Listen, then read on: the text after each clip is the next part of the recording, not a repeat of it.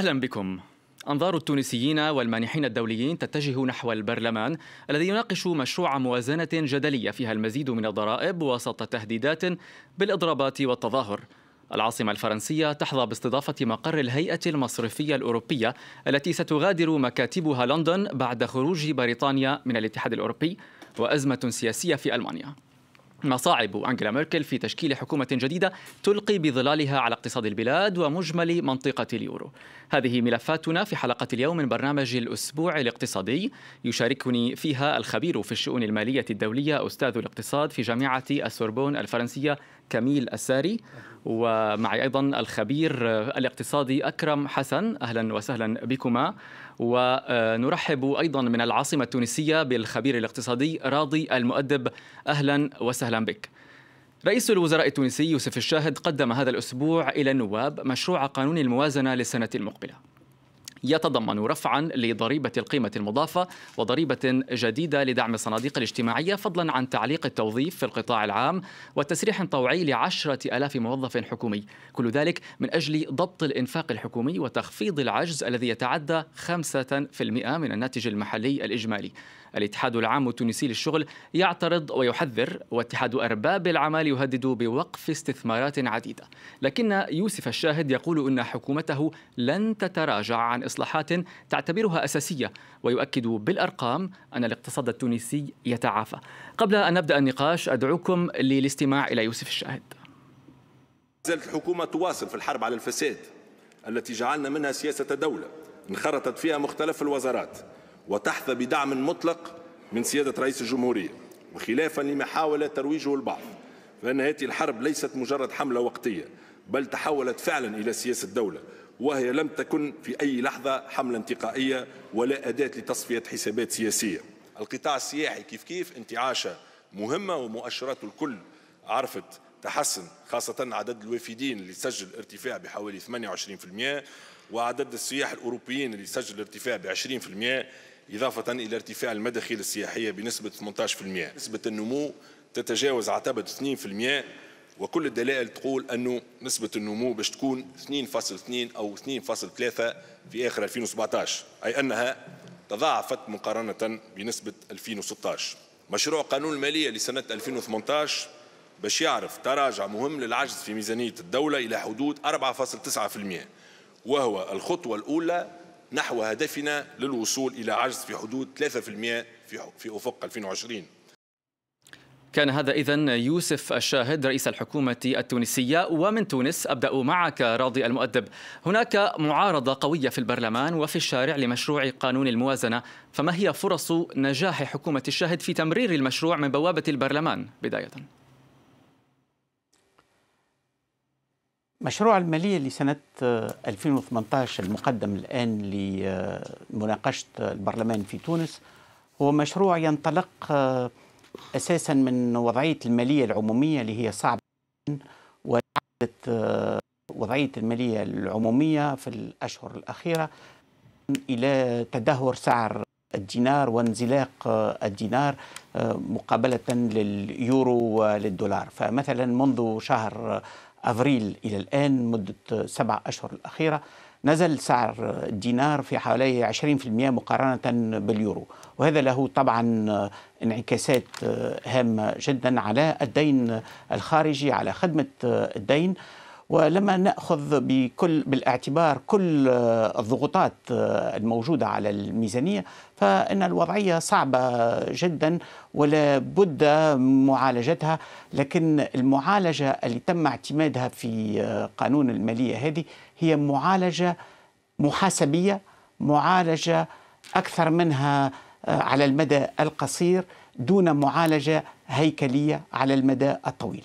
المعالجة الظرفية هذه الحينية على المدى القصير تفضي أساسا إلى الرفع من مستويات الضغط الجبائي في كل الميادين إلا على الناس المتهربين على الجباية، وهذه رأس إحدى المشاكل الهامة المطروحة اليوم في الساحة العمومية التونسية بين الاتحاد العام التونسي للشغل اللي يعترف أن الوضعية العمومية صعبة جدا، لكن لا يوافق على انتهاج الحلول اللي تم اعتمادها من الحكومة، لأنه الاتحاد العام التونسي للشغل ينادي مثلا إلى البحث عن جعل المتهربين من الجباية يخضعوا للجباية ويساهموا بذلك سيد في راضي المؤدب، تقليص سوف نعود إلى موقف الاتحاد العام التونسي للشغل، ولكن بالحديث عن موقف يوسف الشاهد، يقول هو أنه مستعد للحوار مع الجميع من أجل الوصول إلى توافق. ما هي التنازلات التي من الممكن أن يقدمها يوسف الشاهد؟ والله جاء قانون المالية هذا بالعديد من الرفع في مستويات الجباية، والعديد من يعني الأشياء اللي اعتمدت في هذا القانون يعني مردودها ضعيف. هي تخلق أكثر إشكال من مردود. يجب طبعا إعادة النظر فيها، ويجب حسب رأيي أنا توسيع قاعدة الجباية وإدماج كل المتدخلين في الحركة الاقتصادية في الجباية. مثلا موجود في تونس معروف، وهذا الناس كل يقولوه، أنه الاقتصاد الموازي قد يمثل تقريبا 50% من الاقتصاد الإجمالي. أنا ما نتصورش أنه يوصل إلى هذا الحد، ولكن حتى لو وصل إلى 30 أو 40% من الاقتصاد الإجمالي، فإن هذا الجزء من الاقتصاد الإجمالي لا يساهم في عائدات الدولة. إذا لو وقع إقحام جزء منه ولو 20% من الاقتصاد الموازي في الاقتصاد الإجمالي، فإن هذا يرفع في عائدات الدولة بنسبة موازية. 20% من عائدات الدولة هذا رقم مهم جدا، وهذا ممكن، لكن يجب الإرادة السياسية القوية، يجب الوقوف أمام العديد من اللوبيات اللي يعني ترفض أن تندمج في الاقتصاد الإجمالي والاقتصاد المنظم، وهذا يكون له عائدات أعلى بكثير من العديد من الأشياء اللي تم اعتمادها، التراتيب اللي تم اعتمادها في قانون المالية، وهي تخلق بلبلة أكثر منها مردود حقيقي. نعم، من الأمور التي تم اعتمادها في مشروع هذا القانون، وهي أبرز النقاط التي يحتج عليها الاتحاد العام التونسي للشغل، تعليق التوظيف والتسريح الاختياري ل10,000 موظف في الحكومة العام المقبل. سؤالي إلى أكرم حسن، هل يمكن التوفيق بين حاجة التوظيف وضرورة ضبط الإنفاق في تونس؟ نعم، شكرا للاستضافة.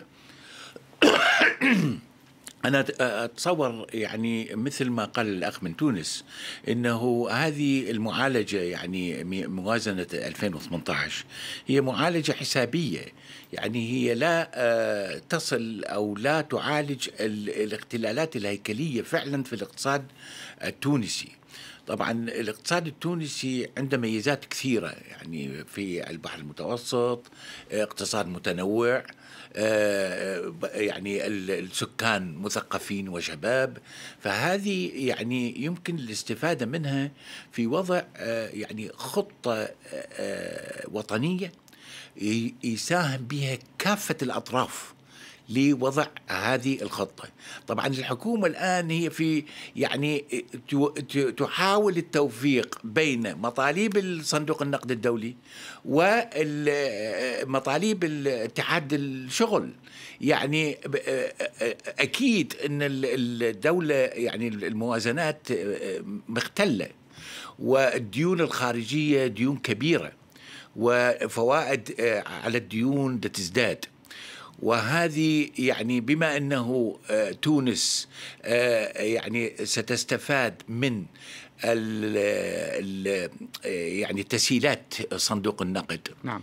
فتسهيلات صندوق النقد مشروطة بأن يقوم بتقليص النفقات، يعني هذا البرنامج الليبرالي اللي معروف يعني. بس هذه القضية يعني أولا الاقتصاد التونسي اقتصاد يحتاج إلى استثمار، والاستثمار يعني ضروري، لأنه الاقتصاد التونسي اقتصاد غير متوازن جهويا. يعني المناطق الغربية مناطق تشيع فيها البطالة، أما مناطق السواحل مناطق لأنه موجودة سياحة، إضافة إلى هنالك يعني مكامن للنمو. لكن مثل ما قال إن هنالك اقتصاد موازي وخفي، هذا يحجب يعني موارد كبيرة للدخول إلى ميزانية الدولة، وبالتالي الإرادة السياسية يجب أن تكون يعني مسنودة من الشعب، يعني من الجماهير، وإلا ليست هي قضية بيروقراطية وقضية يعني القضية الأساسية أنه كيف يمكن إصلاح مؤسسي في تونس. والإصلاح المؤسسي يعتمد على ليس فقط الحكومة بل القوى الوطنية، منظمات المجتمع المدني وهكذا. وتحدثت عن الحاجة إلى الاستثمار في تونس. هناك إشارة إلى اتحاد أرباب العمل الذي ينتقد الضريبة التي ينوي يوسف الشاهد أن يفرضها على الشركات، ويهدد هذا الاتحاد بالإضراب بتعطيل الأعمال. كميل ساري، كيف يمكن أن يؤثر هذه الضريبة الجديدة على مناخ الاستثمار والمستثمرين في تونس؟ نعم، هناك غضب ما يسمى يعني بنقابة أرباب العمل، لأن هناك رفع من الضرائب بشكل كبير ومفاجئ ربما على الشركات، وعلى الشركات التي هي في القطاع العلني أنها يعني تؤدي ضرائبها، وليس على القطاع الغير مهيكل الذي لا يوجد، علما بأن عديد من الشركات التونسية غادرت منذ مدة تونس، يعني بعد 2010.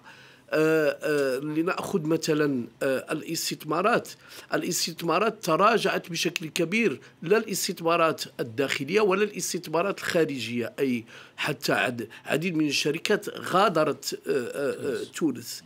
فالمشكل الأساسي في هو يعني أن نقول هذا ابن خلدون قاله ودرس يعني مجموعة من الأسواق وكذلك ورآها أن الرفع من الضريبة يقتل الضريبة، قالها ابن خلدون وقالها لافير في الأمريكي، ولكن ابن خلدون قالها قبل وهو درسها بشكل مدقق.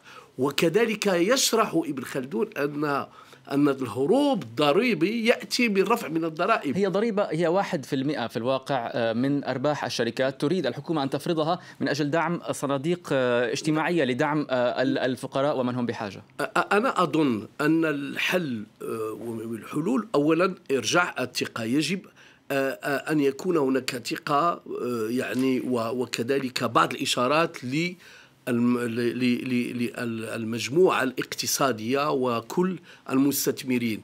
حاليا نرى أن الحكومة تتنازل لصالح لوجيتيا، أي لصالح النقابات. هناك رفع كبير في الأجور في الوظيفة العمومية وكذلك في القطاع الخاص. هناك إضرابات تشل الحركة، مثلا الفوسفات مثلا في عديد من الشركات الكبرى أو الصغرى.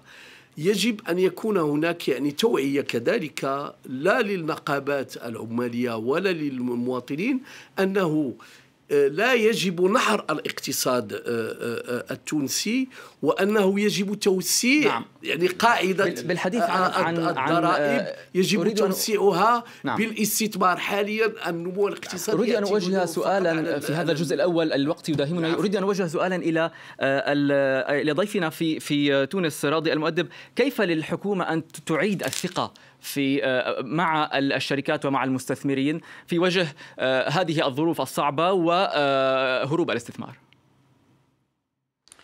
هو على فكرة السنة الفارطة في سنة 2017 الميزانية لسنة 2017 كانت أدمجت الحكومة فيها ضريبة على الأرباح بحدود 7.5%، وتحملتها الشركات ودفعت الضريبة هذه.